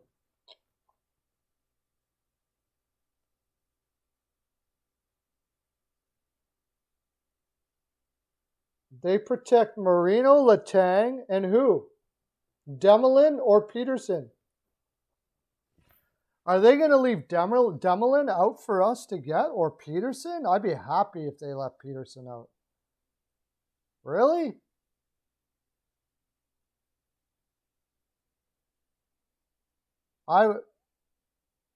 So Peterson, we're taking Peterson. Or they work out a deal with us again. They want, because I imagine they're going to want to keep Peterson, but they don't have any picks. No, they got their first next year, and they got their second.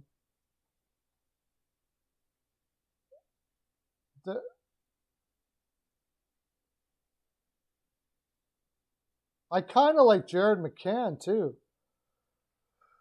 but I think you got to take Peterson. What do you guys think? If I work out a deal,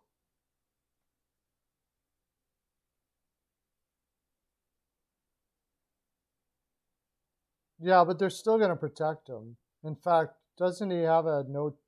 Does he have a no movement clause? Yeah, he's got an NMC. He's got a no movement clause. So they have to protect him. I think we got to take Peterson. He's only 25 years old, yeah, for sure. Peterson.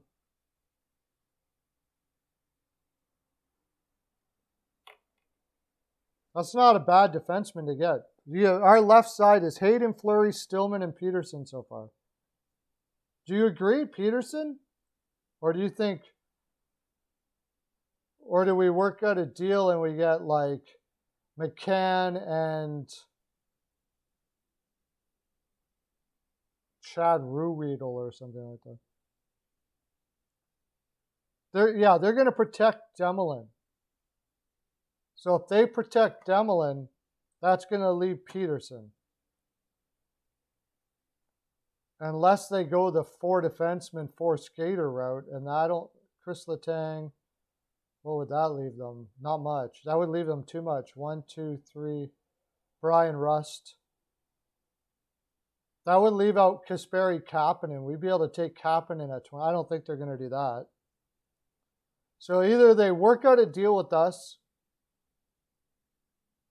or we get Marcus Peterson.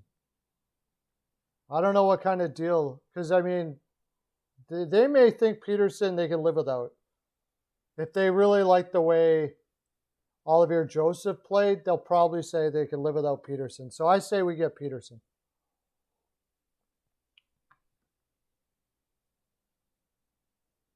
You want McCann over Peterson?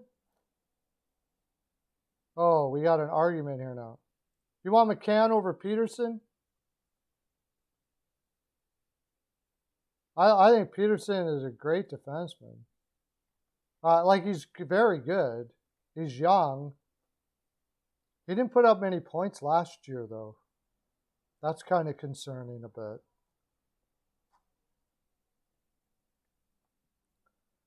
But I think if you want McCann over Peterson, seriously? Okay, let me write it in here. I'll put McCann up here as a maybe, because we might run out of defensemen. McCann. We may find a better defenseman than Peterson as we do this. Okay. Next. Let's go to Cap Friendly. The Montreal Canadiens.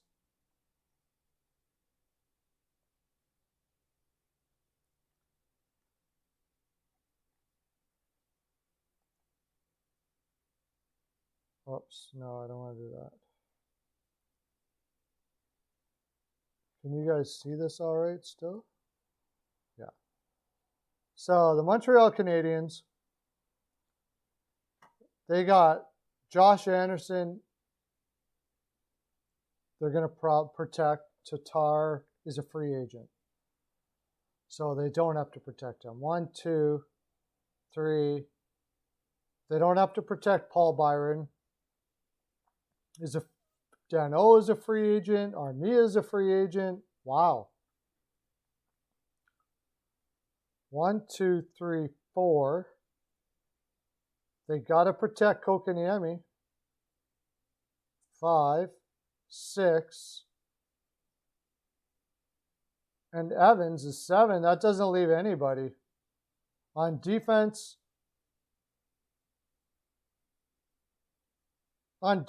we can get Joel Edmondson.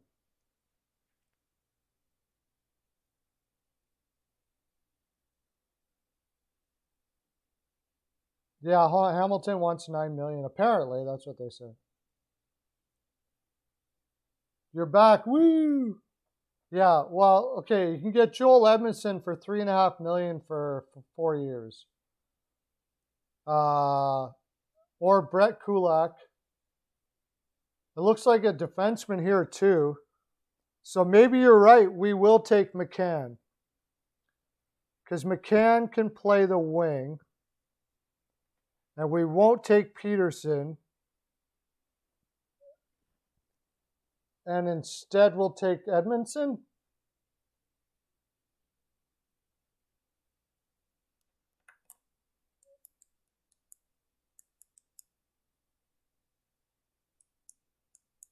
Paul Byron is, I think he's under contract. Yeah, no, Paul Byron's under contract. He's got $3.4 million. I don't think we don't want him.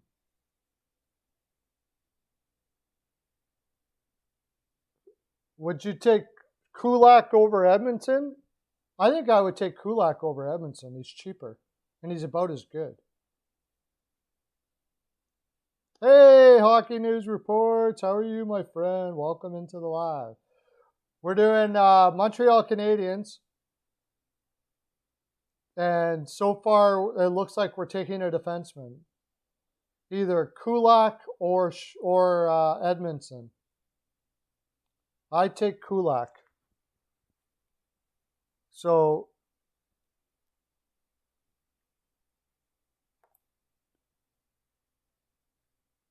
I would take Kulak. He's younger, he makes less money, and he's about as good. So That's who I would take there. They don't have any forwards unless we decide to sign one of their free agents before the window opens, like Joel Armia or something like that, or Thomas Tatar. Oh, what about Drouin? Yeah, he's MIA. I don't know, what do you do with Drouin? What do you do with Drouin? He's on long-term injury list, so I don't think they... He's on long-term IR. He has mental health issues. So until he's well, we don't know what to do with Drouin.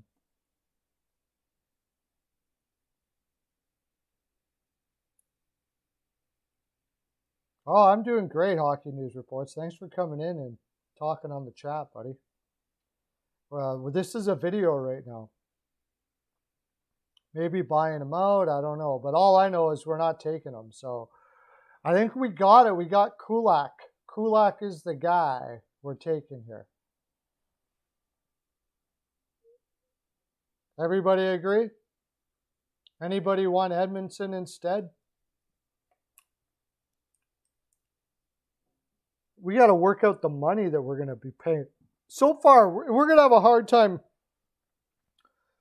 We're going to have a hard time getting to the floor here. We're going to be able to sign free agents with the players we're taking here. So we got Kulak. Kulak, okay, Kulak it is. Nobody else is agreeing.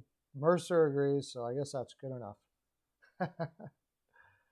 Boston Bruins. Expansion Frolic for the Boston Bruins. Probably going to be some defense problems here. Okay.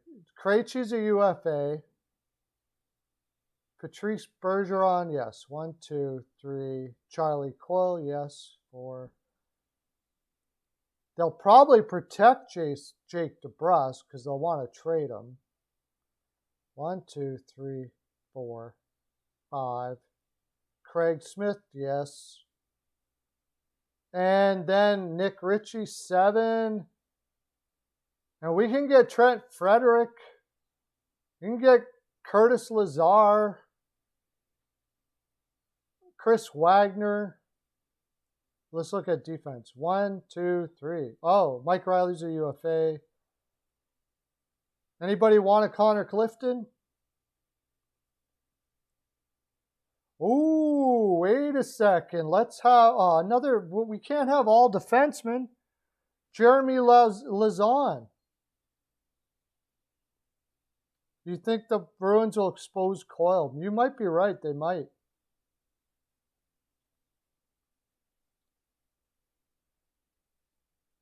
I wouldn't. As much character as he brings, I'm pretty sure I'm taking Lazon. No to Clifton. I'm pretty sure I'd be taking Lazon here. Let's say they expose Charlie Coyle. I don't think I like that contract. Yeah, they probably will expose Charlie Coyle. Oh, does he have a no movement clause?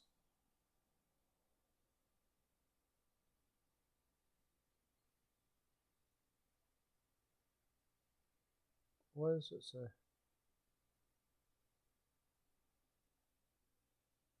No trade clause. No, he has a no movement clause. They have to protect Charlie Coyle.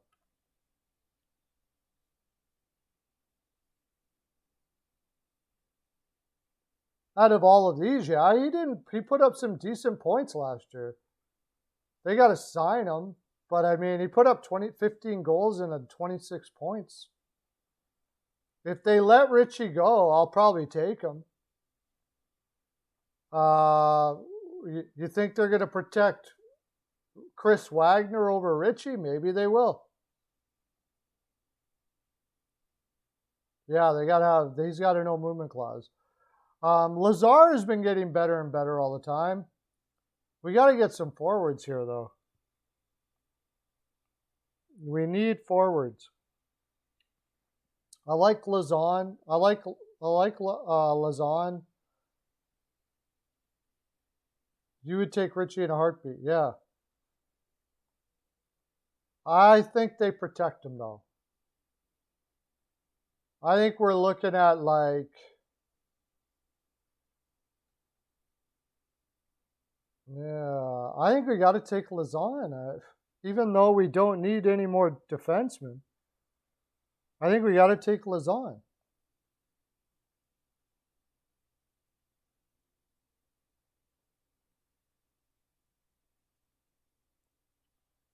No, I don't think Kasha's. He's too injured all the time. I don't want to take a chance on that.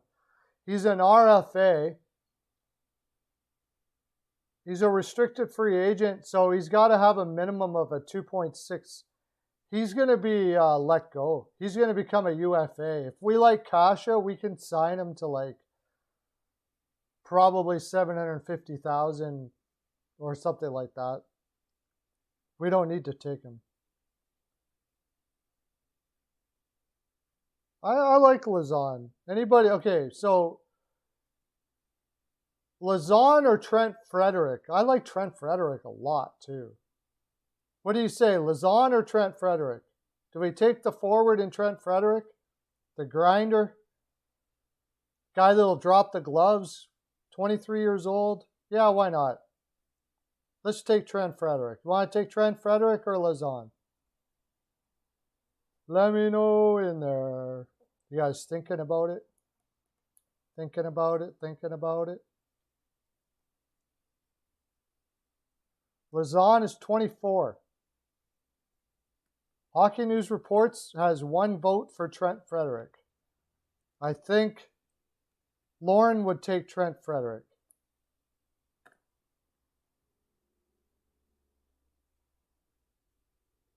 No, Lauren says he's going to take Kasha, but I mean, he's just too expensive, I think. And he's a restricted free agent. I don't know.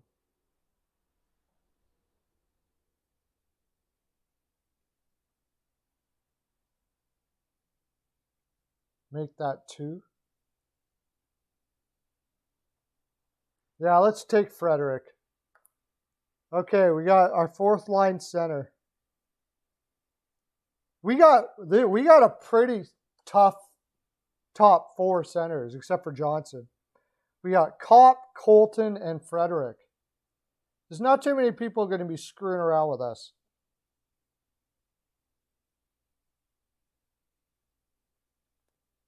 Yeah. Okay, so we got our Boston player. We still got goaltenders too. I forgot about goaltenders. Was there any goaltenders in these last guys? I don't think so. The Bruins. Oh, wait a second here. We forgot about goaltenders. We could have took that. Now we'll stick with what we got. Montreal Canadiens. Shoot, that's right. Who do we take? Kulak. We could take Allen. We could have took Jake Allen and net. Yeah, we got to do that. We don't need any more defensemen. We got to take Jake Allen.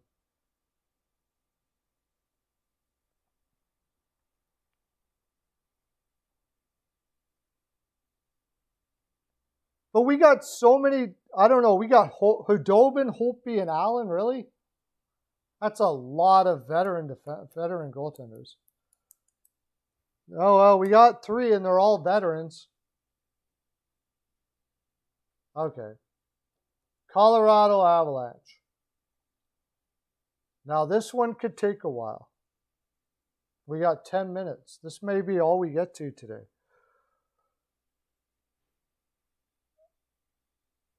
Colorado. Okay, Saad is a UFA. Gabriel Landeskog will be signed, but they don't really have to protect him because he's a UFA. So, and Johnson is going to waive his no trade clause. I thought we did this already. No, we didn't. It's going to be a defenseman again. It's going to be, okay, well, we'll go through. 1, 2, Burakovsky 3, Nazem Kadri, I guess, 4, Donskoy 5, 6, 7. Nichushkin over Tyson Yost.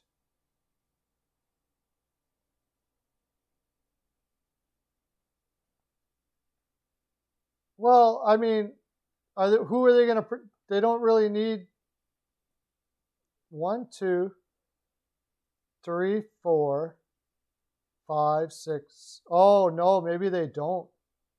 Who do you take? Donskoy or Nichushkin? Probably Donskoy, yeah. They probably don't protect Donskoy, you're right. You think they will protect Donskoy, but they won't protect.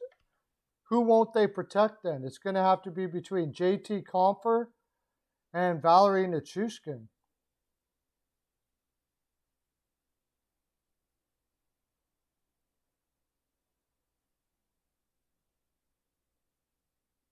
You're going to take Donskoy?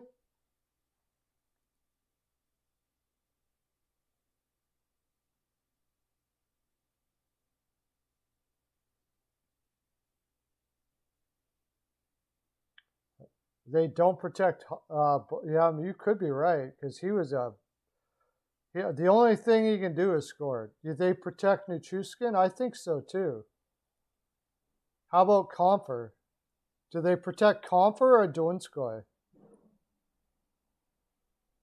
So yeah, I think Compher's better than Nichushkin. So Donskoy is the one out, I think. Donskoy makes $4 million a year for the next 3 years. He doesn't have upside. You know, he is what he is, a 50-point guy, 25 goal scorer. We do need that, but the thing is, they're going to have Makar, Gerard, and Taves. We could get Ryan Graves. Ryan Graves or Donskoy?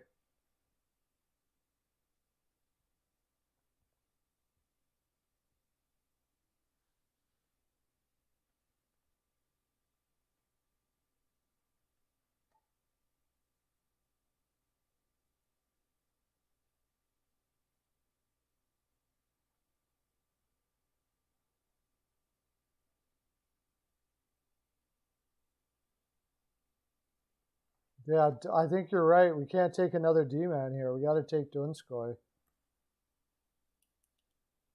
We need scoring. Yeah, okay. I agree. So he'll be our second line center. McCann, Donskoy.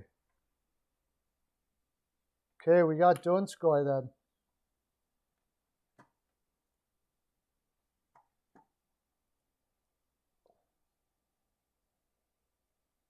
All right, we're going to go now to one more team and then we're out of here. One more team. They can't, there's no goaltender there. The Minnesota Wild, and I think this one is fairly easy. Capo Kakinen, they're going to protect Kakinen. Do they need to protect Kakinen? Yeah, he's played plenty of games, yeah. They got to protect Kakinen. So Talbot, I'm taking Talbot all day. But we got too many goaltenders now, for the love of God.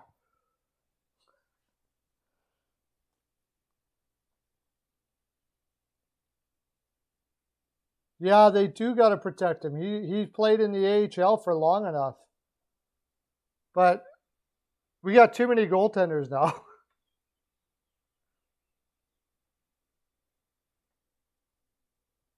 I think what would end up happening is we go back and to Vancouver and not take Holtby and take somebody else. But as it stands for forwards, let's look at it. We'll get Parise, Zuccarello, UFA, 2, 3. Marcus Foligno, 3. Greenway, 4. Eriksson Ek, 5. and Ryan Hartman, they would leave out Nico Sturm. And other than that, we get Dumba.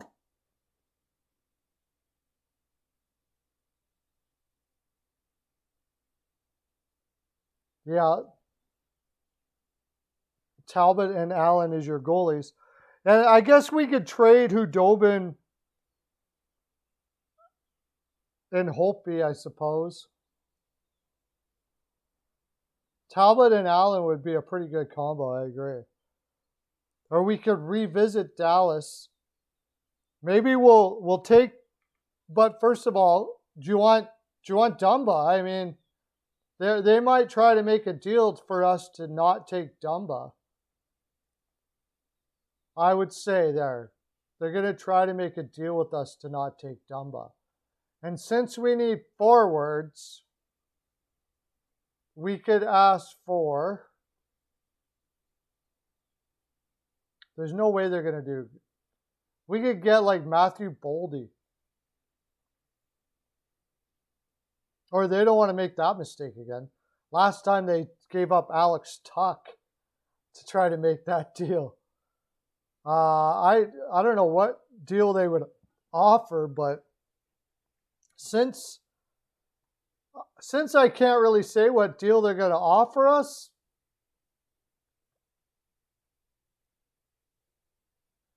he's still good enough. He's 26. He puts up. They don't want to lose him. I know that. He had a much better year this year. Had 21 points in 51 games. His point production has been decreasing, but he's been getting better defensively. I would definitely take.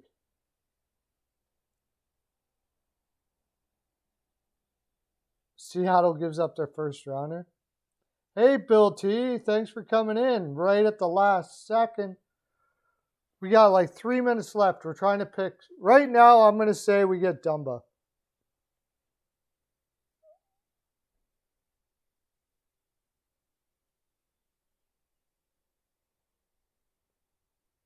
I know that's not going to happen. They're probably going to work out a deal.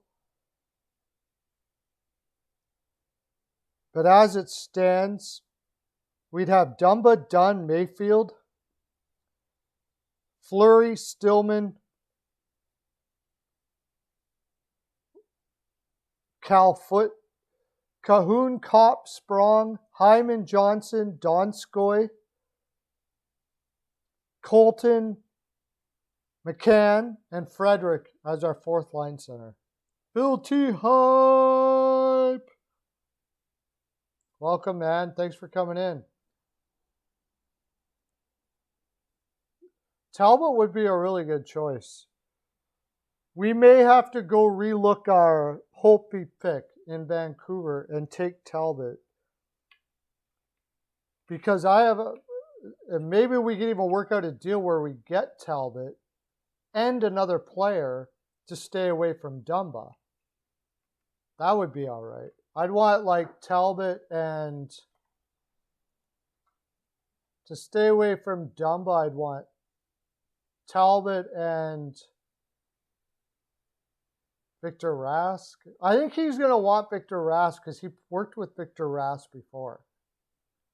He's only making $4 million. You get Talbot and Rask. It gives you a veteran. You need a veteran. He had his best year in a long time because of it. He was injured a lot. Maybe something like that. Victor Rask and a pick or something like that. But anyways, we've run out of time, my friends. This has been awesome.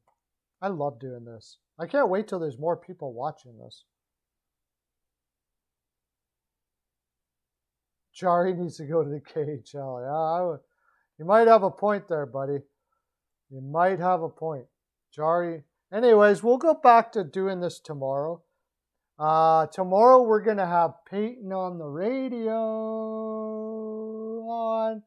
I'm going to be on tonight with Off the Wall John on the Montreal Vegas game. So you can enjoy that too.